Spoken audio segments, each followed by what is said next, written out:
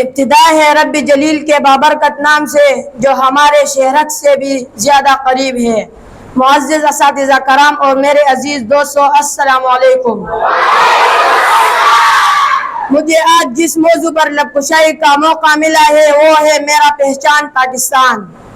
سامعین گرامی، میرا پہچان پاکستان، میرا ایمان پاکستان، میرا آن پاکستان، میری عزت اسی سے، میرا عنوان پاکستان، علامہ اقبال کا تصور پاکستان، قائد اعظم کی جدوجہد پاکستان۔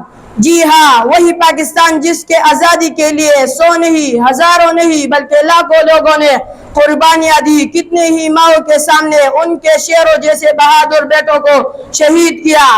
جناب صدر، کسی بھی گھر سے پوچھو گھر کی غنیمت اور کسی غلام سے پوچھو وطن اور آزادی کی قیمت، تو پھر احساس ہوگا جس پاک سرزمین پر ہم رہ رہے ہیں یہ رب کائنات کی بہت بڑی مہربانی اور انعام ہے۔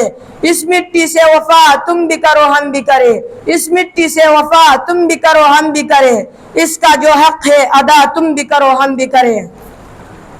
جناب صدر علی وقار خون کے آنسو روا رہے ہیں، مگر وہ لوگ محمد علی جناح اور علامہ اقبال سے زیادہ ان کے دماغوں پر ہالی ووڈ اور بالی ووڈ چھایا ہوا ہے۔ یورپ کی غلامی پر رضامند ہوا تو، یورپ کی غلامی پر رضامند ہوا تو، مجھ کو تو گلہ تم سے ہے یورپ سے نہیں۔ میرے ہم وطن ساتھیوں، آئے قدم سے قدم ملا کر قرآن و سنت کے نشر کو اپنا کر آسمان کی بلندیوں پر پرواز کرے۔ اس تقریر کا اختتام میں ان اشعار سے کرنا چاہتا ہوں۔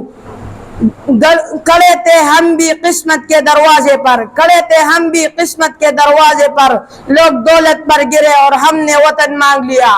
ماں سے پوچھو ممتا بولی، باپ سے پوچھا شفقت بولی، بھائیوں سے پوچھا غیرت بولی، بہنوں سے پوچھا عظمت بولی۔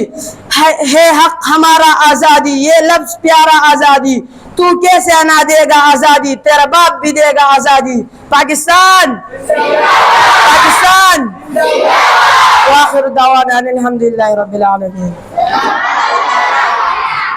پاکستان پاکستان پاکستان